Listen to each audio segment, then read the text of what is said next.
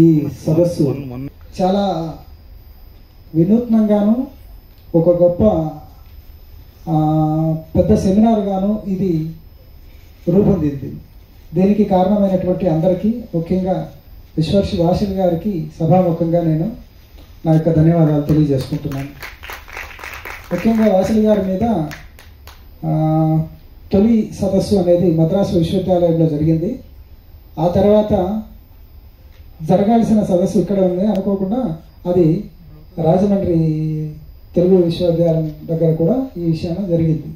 అయితే ఇక్కడ మళ్ళీ మూడవసారి సెమినారు అని అనుకున్నప్పుడు అది నిజానికి ఇది రెండవసారి సెమినార్ అయినప్పటికీ మూడవసారి అనేటటువంటిది ఎందుకోసం అంటే, మామూలుగా ఒక్కొక్కసారి మొత్తం ఈ సాహిత్య లోకంలో చాలా మంచి కవులు అనేటటువంటి వాళ్ళు, రచయితలు అనేటటువంటి వాళ్ళు ఉంటూ వస్తారు.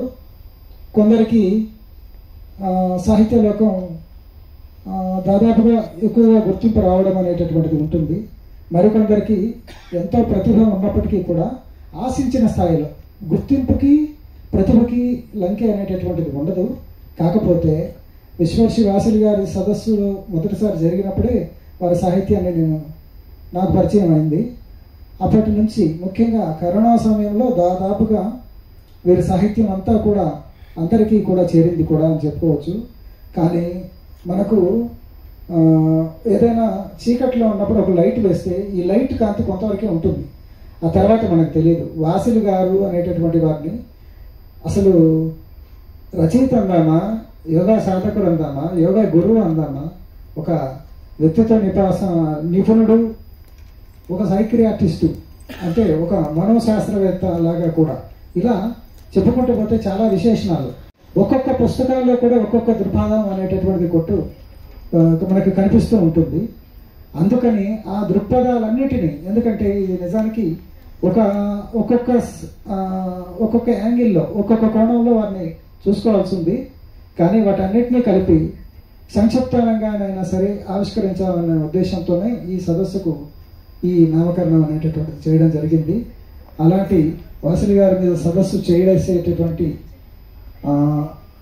ఒక చిన్నటి వరం లాంటిది కలగడం అనేటటువంటిది నా అదృష్టంగా భావిస్తున్నాను. ఇంత పెద్ద పుస్తకంగాను లేకపోతే ఇంత పెద్ద సెమినార్ గాను ఇది రూపొందడానికి ప్రధానమైనటువంటి కారణం ఈ పత్ర సమర్పకులు, అంటే వ్యాస రచయితలు అందరూ కూడా చాలా దూరం నుంచి, ఇంచుమించుగా ఏంటంటే మనకి ఇది మ్యాప్ చివర ఉంటుంది, ఇంతవరకు కూడా వచ్చి అనుకోకుండా రాలేమో అనుకున్న వాళ్ళు కూడా వచ్చి ఆదరించి, ముఖ్యంగా ఇంటర్నేషనల్ నుంచి మన రమణ వాసిల్ గారు కానీ, చంద్రప్రభ గారు కానీ, వాణిశ్రీ గారు కానీ ఇలాంటి వారు. కాబట్టి దీన్ని ఇంటర్నేషనల్ ఇంకా 2 పేపర్లు కూడా ఉన్నాయి.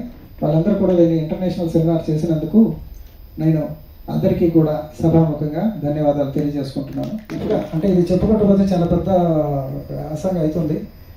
సారు మొదటిసారి సుమారుగా ఒక 10-15 వాక్యాలు, అంటే సార్కి ఈ మధ్య కొంచెం కళ్ళ సమస్యగా ఉన్నప్పుడు 10-15 వాక్యాలను వాట్సాప్లోనే టైప్ చేసి పెట్టినప్పుడు చూస్తే నిజంగా ఇది ఆ రోజు నుంచే కొత్త పంతులు తొక్కడము లేకపోతే మంచి వినూత్నమైనటువంటి సదస్సుగా రూపొందడానికి కారణమైందని చెప్పుకోవచ్చు.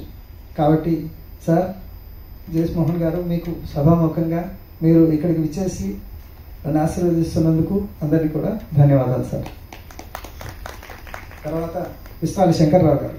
విస్తాలి శంకర్రావు గారి గురించి చెప్పుకుంటే మా ఇంట్లో మనిషి గురించి నేను చెప్పుకున్నట్టు, మా పెద్దన్నయ్య గురించి చెప్పుకున్నట్టు అవుతుంది. కానీ సభ కాబట్టి చెప్పుకోవాల్సిన బాధ్యత. ఎప్పుడు అంటుంటాను sir, Madras university Telugu department అనేది మెయిన్ ఆఫీస్ అయితే మధురై కామరాజ్ యూనివర్సిటీ తెలుగు డిపార్ట్మెంట్ అనేది మద్రాస్ యూనివర్సిటీ బ్రాంచ్ ఆఫీస్ లాంటిదేమో అని.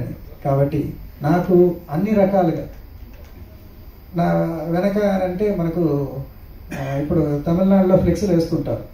ఇప్పుడు ఉండేటటువంటి వీళ్ళ వెనక ఉన్నటువంటి ఒక 4-5 తరాలను నాకున్నటువంటి నా వెనక ఉండేటటువంటి ఒక బలం అన్నీ కూడా విస్తారి శంకర్రావు గారే. కాబట్టి సార్ మీకు సభాముఖంగా ధన్యవాదాలు. దీని తర్వాత రమణ వాసిల్ గారు.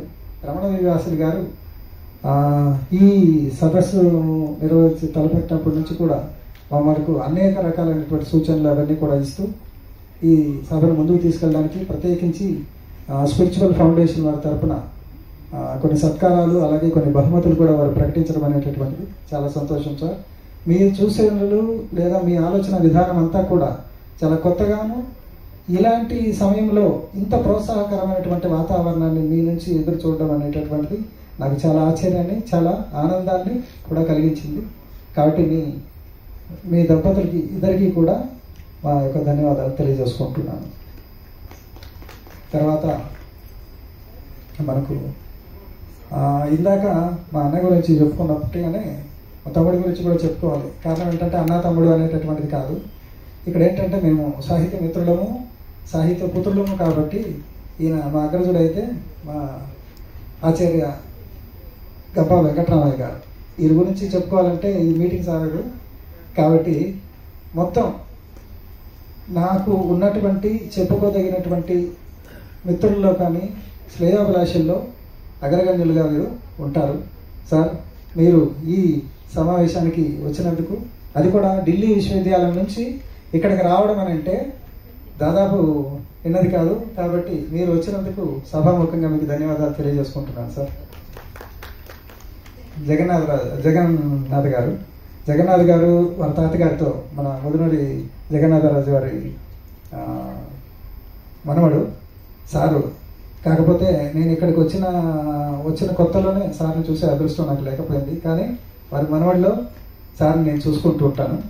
రాజపాలెం, తొలుగు, మధురై అనగానే మనకు గుర్తొచ్చేటటువంటి ఈ నాయకరాజుల వంశస్థుల్లో అయినటువంటి జగన్నాథ్ గారిని మీ తాతగారిలాగే మిమ్మల్ని మేము ఆహ్వానించుకుంటున్నాం సార్ అని వారికి చెప్పి వారిని ఇక్కడ ఈ సభకి అడిగిన వెంటనే వారు చాలా ఆనందంతోనూ, మా అవి తెలుగు శాఖ మీద ఉండేటటువంటి అభిమానంతోనూ, భాష మీద అనాలి, భాష మీదతోనూ అభిమానంతో ఒప్పుకున్నందుకు సార్ మీకు చాలా ధన్యవాదాలు సార్.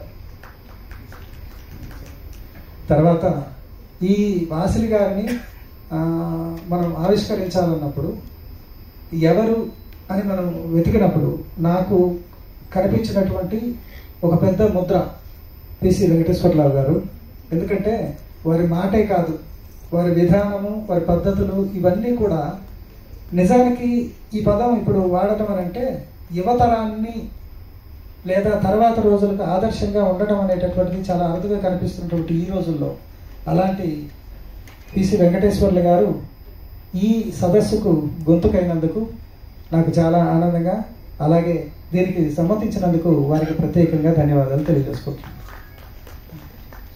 కాబట్టి మొత్తం ఈ అన్నిటికీ కూడా కారణమైనటువంటి మన ముఖ్య అతిథి గారు, చీఫ్ గెస్ట్ అయినటువంటి ముఖ్య అతిథి గారు మైలవాగరన్ గారికి నేను హృదయపూర్వక ధన్యవాదాలు తెలియజేసుకుంటున్నాను. దాంతోపాటుగా వాసిలి గారికి ప్రత్యేకంగా, ఎందుకంటే సదస్సు అంతా వారి మీదే ఉంటుంది. చాలాసార్లు ఈ విషయాలు మాట్లాడాల్సి వస్తుంది. ఒక మాటలోనో ఒక ముక్కలోనో చెప్పేది కాదు. దీంతో పాటు ఏంటంటే ఒక మాటలో చెప్తాను. ఏమిటి అని అంటే, నేను ఇక్కడ చేరి 15 సంవత్సరాలు అయింది. ఈ 15 సంవత్సరాలప్పుడు ఒక మాట వినిపించింది. ఏమిటంటే, సుమారుగా నాకు తెలిసి 15 సంవత్సరాల్లో 30 సార్లు నేను సెమినార్ చేయడానికి ప్రయత్నించుంటాను ఈ స్థాయిలో.